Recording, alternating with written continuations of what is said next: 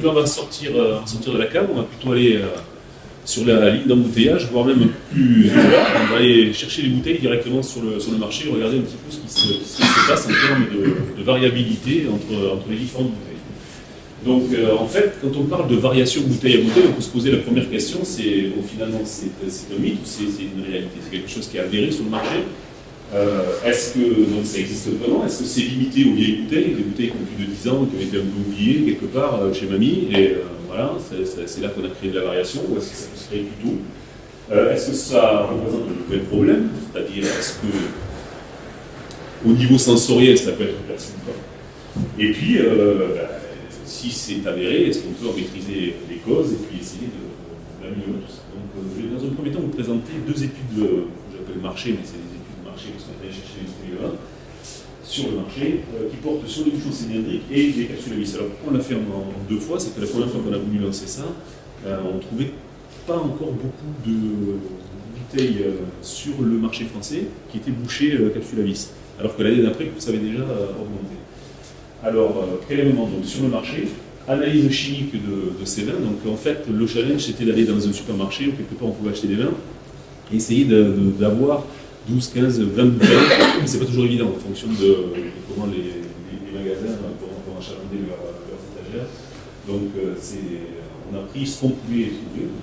Analyse bouchon de bouteille, analyse sensorielle par la suite, et donc, comme je vous disais, deux études, bouchon cylindrique et capsule à vis. Donc, en termes d'analyse, on a regardé la taille du dégarni, des mesures de l'oxygène total dans les bouteilles également, le SO2 libre, le CO2, la couleur, qu'on a tendance à mesurer avec les coordonnées à la main. Vous allez avoir une illustration tout à l'heure sur l'atelier. Et puis, on a l'analyse.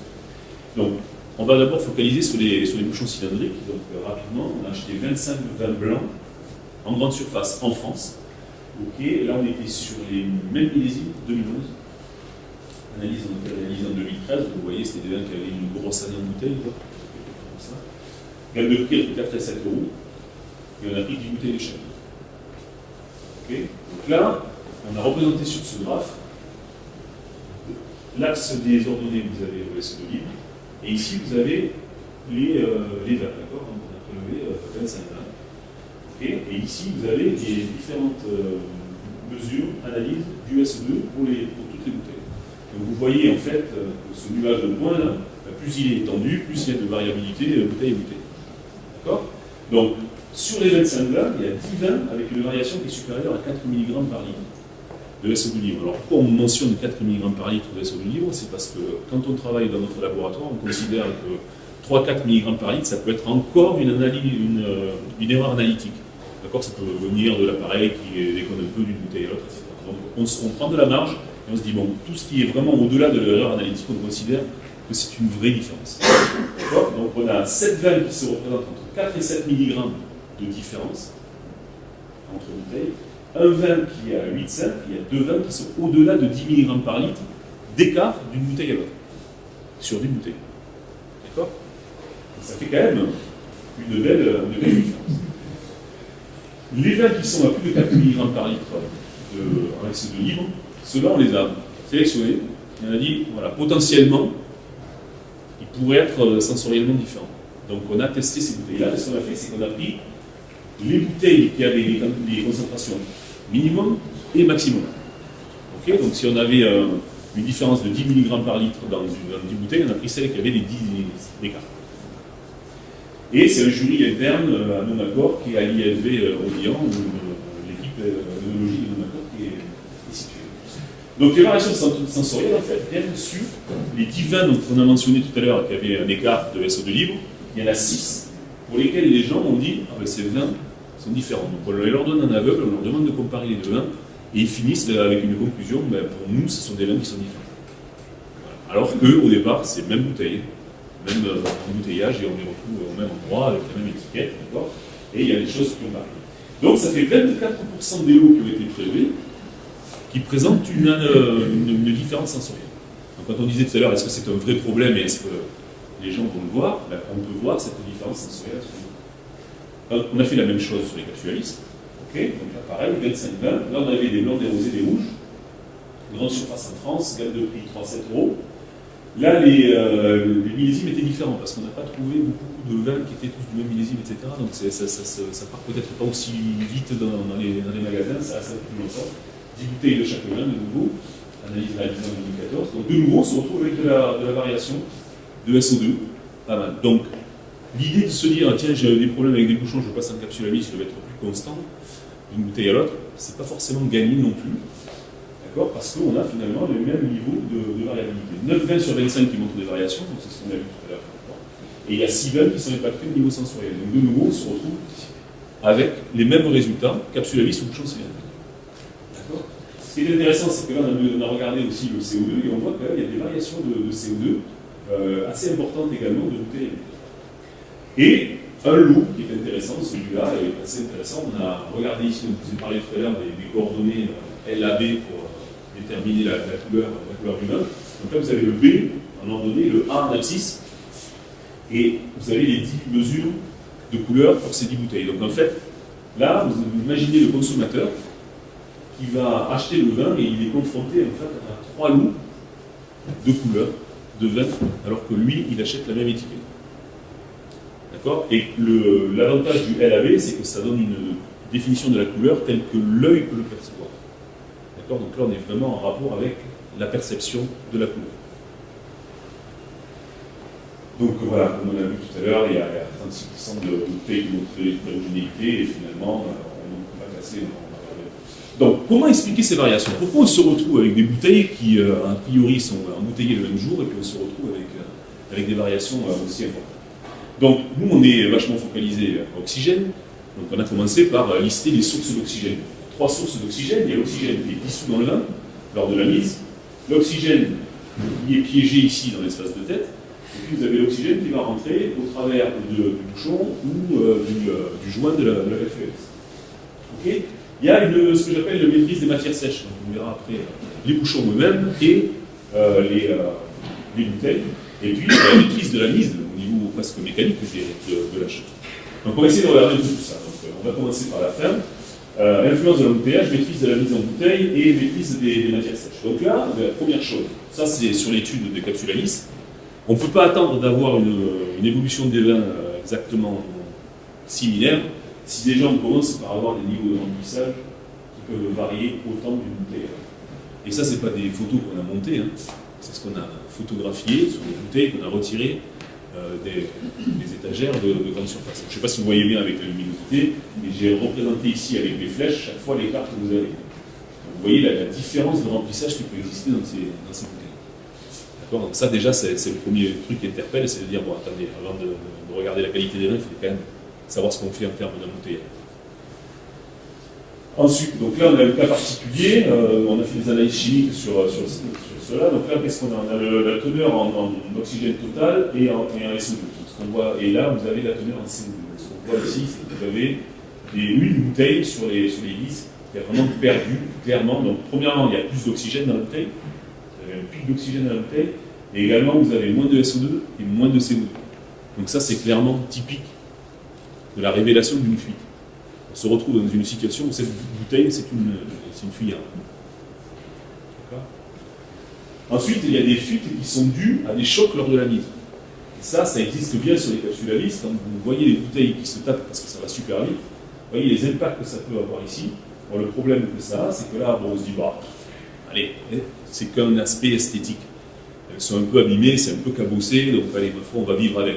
Le problème, c'est que quand on ouvre et qu'on regarde sous la jupe, ce qu'il ne faut pas faire, mais là on le fait, on regarde sous la jupe et qu'on voit qu'en fait il y a eu carrément des fuites de liquide qui ont pu se produire, okay, et qui ont réussi à stagner là-dessous. Au niveau microbio déjà, moyen, mais en plus, ça peut peut-être expliquer pourquoi ici on avait ces différences de volume dans les vins.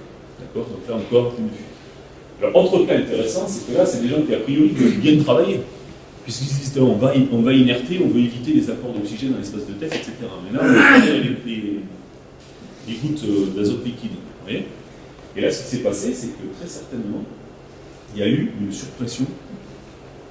Donc la capsule a été apposée trop tôt après l'application de l'azote liquide, qui s'expanse et on crée de la pression dans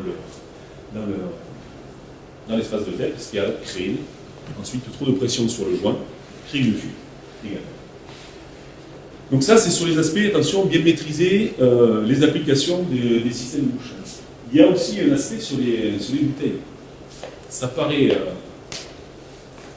complètement transparent de dire tiens, je vais prendre des bouteilles, de toute façon, j'en ai pas, j'en achète chez quelqu'un d'autre, etc. Bon, il y a un gros impact d'abord du diamètre interne des cols.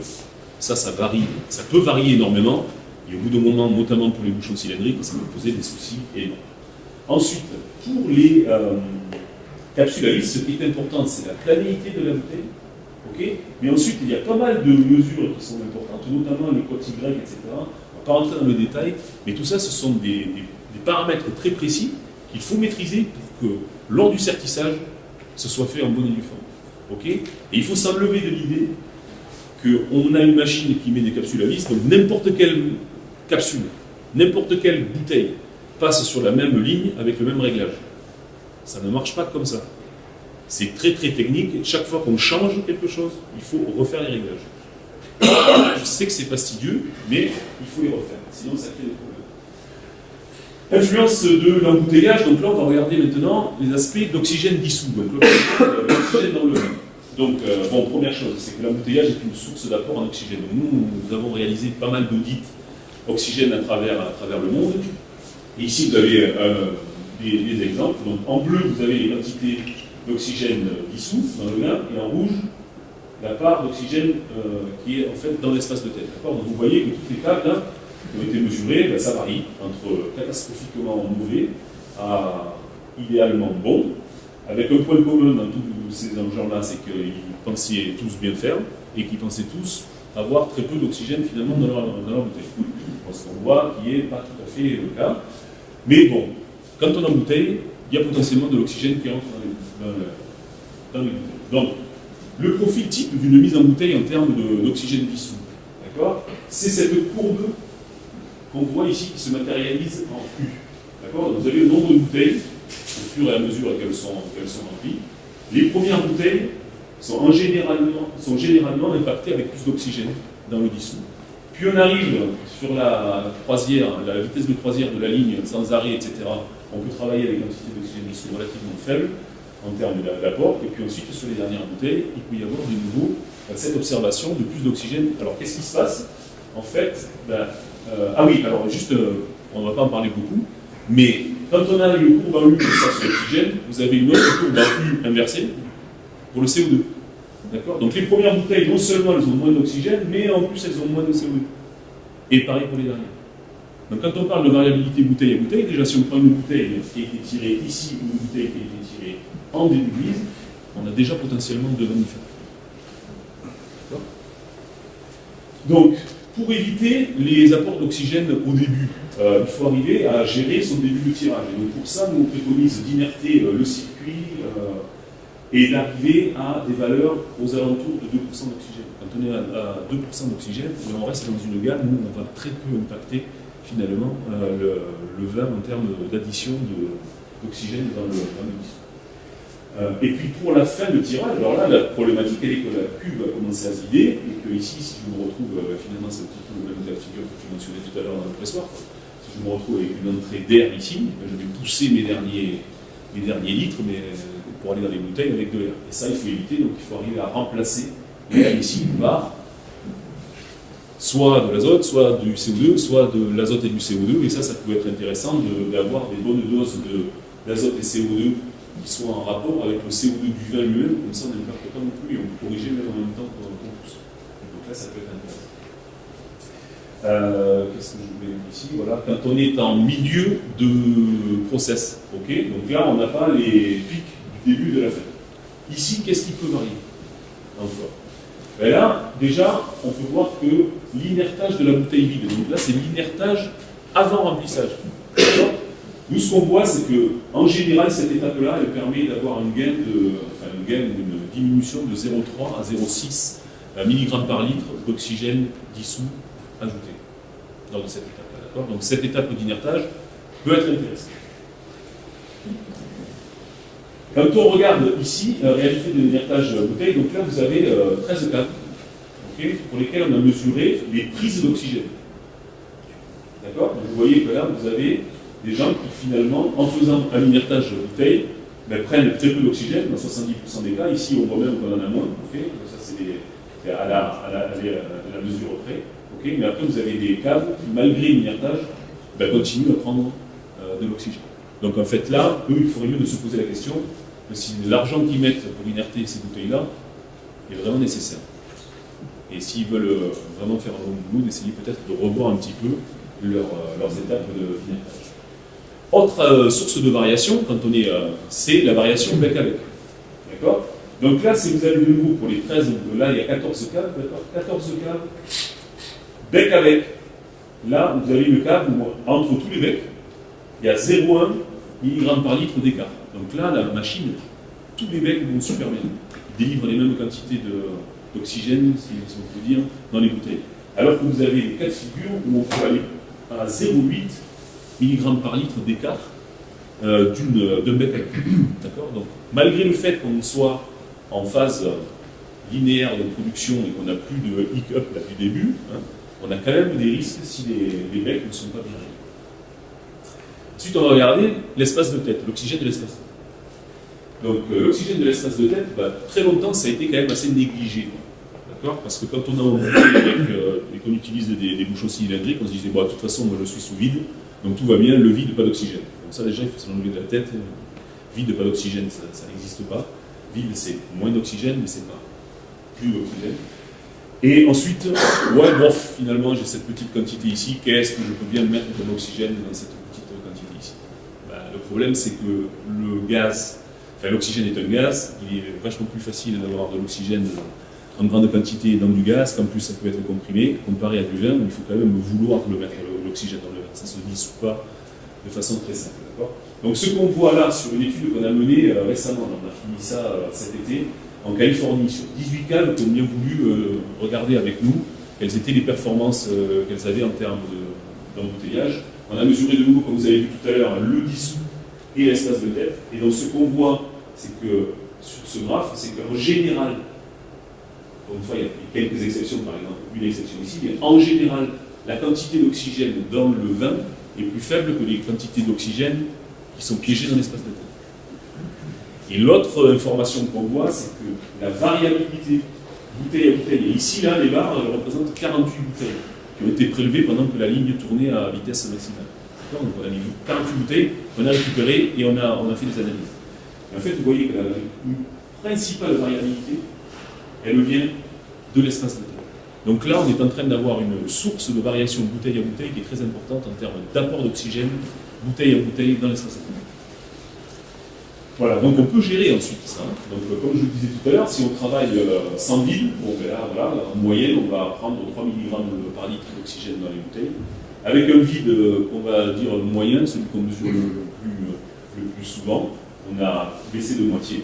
Et on peut travailler avec un vide plus des apports de CO2, c'est beaucoup en Allemagne par exemple, ça on peut descendre à 0,2 mg par litre d'oxygène dans l'espace de tête.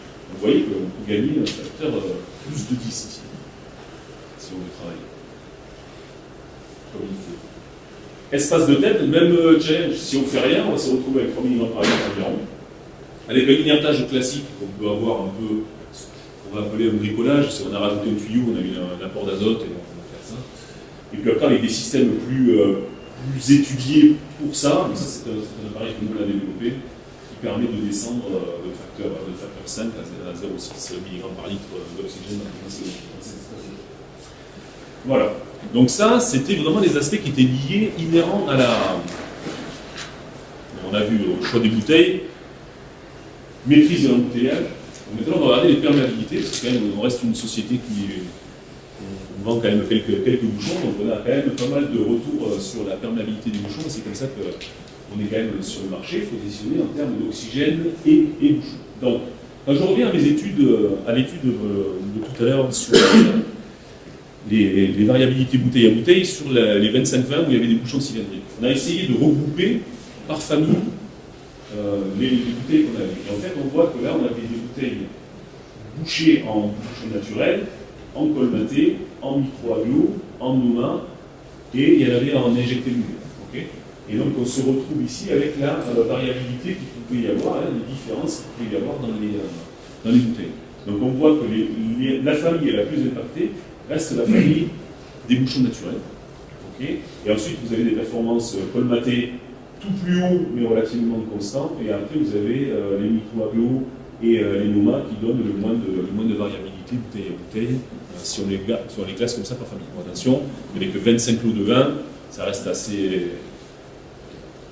critiquable, on va dire. Bon, par contre, c'est quand même vachement en rapport avec ce qu'on peut mesurer ensuite quand on prélève les échantillons de bouchons sur le marché.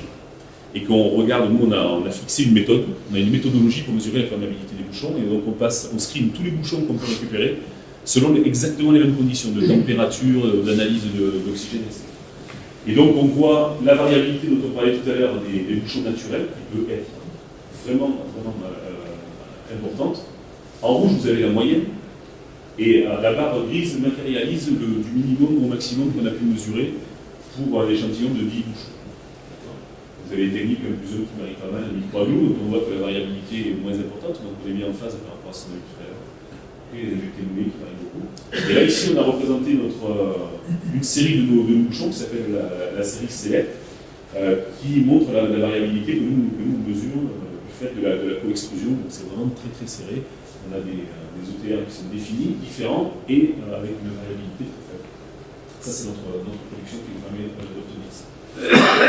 Donc pour revenir à ces aspects, les bouchons naturels sont très variables. C'est clairement pas un message de notre part de dire ouais c'est pas bon, machin, c'est pas du tout fournir. Quand on regarde ce que publie Amaury dans les papiers scientifiques, c'est récent, hein, puisque c'est en 2013, dans l'American Journal of Phenology and Viticulture, ce qu'ils ont mesuré, c'est qu'ils ont pris 600 bouchons, d'accord, naturels, et ils ont mesuré les perméabilités. Donc les perméabilités qu'on mesure ici, vous voyez, sous forme de ces courbes ici. Et donc, grosso modo, vous vous retrouvez avec 3 catégories de bouchons. Okay, et qui varient quand même beaucoup, parce qu'il y a des bouchons qui, en un an, vont vous donner 3,5 mg d'oxygène, alors que d'autres vont vous en donner 0,5. Donc la variabilité qu'on a vue tout à l'heure, dans ce que je vous ai montré, elle est même relatée par les gens qui font du liège, d'accord. Donc c'est quelque chose qui est présent, c'est une évidence de ces technologies. Et ce qui est intéressant de regarder, c'est que tout à l'heure je vous ai montré les sélects. Si vous mettez les sélects dans ce royaume de perméabilité des naturels que finalement l'industrie utilise depuis longtemps, d'accord, vous voyez que les sélects ils sont finalement dans ce royaume, mais avec des cibles, 4 cibles différentes. Et donc on n'a pas inventé des nouvelles perméabilités avec lesquelles les vinificateurs ont joué depuis un moment. Elles sont là, mais elles sont juste plus maîtrisées et plus précises. Quand on les prend, elles sont toutes mélangées. Voilà. Donc ça, c'est la preuve dans les bouteilles. C'est intéressant de regarder que là, on avait sur un carmenaire, après 26 mois en bouteille, les bouchons naturels, comme vous voyez sur le SO2, se retrouvent un peu partout, alors que les sélects restent très tous ensemble, quoi. Donc la variation de bouteille à bouteille peut vraiment être expliquée par la variabilité du bouchon, si tous les autres paramètres de la mise sont équivalents. D'accord. Ça, c'est une étude qu'on a fait avec l'Université Católica au Chili. Bon, même problème de perméabilité avec les capsules à vis. Hein. Vous voyez que les capsules à vis, elles sont soit en sarentine, donc les joints éteints, et là les joints éteints ils sont vraiment pratiquement complètement étanches, donc ils ne laissent virtuellement pas passer d'oxygène, et ils sont très constants, très homogènes. Par contre, quand on commence à regarder les Saranex, tous ces résultats-là sont des résultats qui sont dans la littérature, qui a été publiée. On a juste remis tout ça sur le même graphique, juste pour pouvoir les comparer. Vous voyez que les Saranex ont tendance à être soit très serrés comme les éteints, soit quand ils commencent à laisser passer de l'oxygène, en fait, il y a une grande variabilité, bouteille à bouteille. Donc, en fait, le joint, la qualité de fabrication du joint Saranex en elle-même ne permet pas d'avoir une homogénéité de bouchage. Il va y avoir, c'est un peu moins, ça pardonne un peu moins les petites différences qu'il peut y avoir bouteille à bouteille, et notamment en ce qu'on parlait de planéité de la surface. Bon, enfin, pour finir, juste un autre aspect qui est toujours présent, c'est les déviations organoleptiques. Donc c'est évident que si on a une bouteille qui est bouchonnée autour de 12, c'est évident qu'on a une variabilité. Mais sans aller à ce niveau-là, parce que je pense que c'est là où les gens commencent à travailler un peu plus. Donc ça, c'est une étude qu'on a menée aux États-Unis, où on a prélevé 30 bouteilles qui étaient bouchées en Oumagor, et 30 bouteilles qui étaient avec les 1 plus 1. D'accord. Donc vous voyez avec les 1 plus 1 qu'on a des mesures de TCA qui varient un petit peu. Alors vous me direz, il n'y a pas beaucoup parce qu'on est toujours en dessous de 2. Donc là, par rapport à un rapport ou un cahier des charges qu'on peut avoir par rapport à un bouchonnier, on est OK. Ça va, on est en dessous de 2 nanogrammes par litre dans le vin. On peut s'engager là-dessus. Bon, le problème, c'est qu'il y a des études maintenant qui montrent que dans des gammes entre 0,5 et 2, on a toute une gamme qui est ce qu'on appelle une zone de masquage. Donc, tout à l'heure, tu parlais des arômes verts qui peuvent masquer des arômes fruités. Mais quand on a des arômes un peu moisis, qui ne sont pas identifiés en tant que tels, on ne va pas dire ce vin est bouchonné. Par contre, on dit ce vin il est différent. Il y a quelque chose là, on n'a pas la même expression, ou il est plus fade, etc. Et en fait, ça, c'est travaillé de plus en plus par des études scientifiques maintenant pour essayer de mieux confiner cet aspect-là et voir les synergies et les interactions qu'il peut y avoir entre ces types de molécules.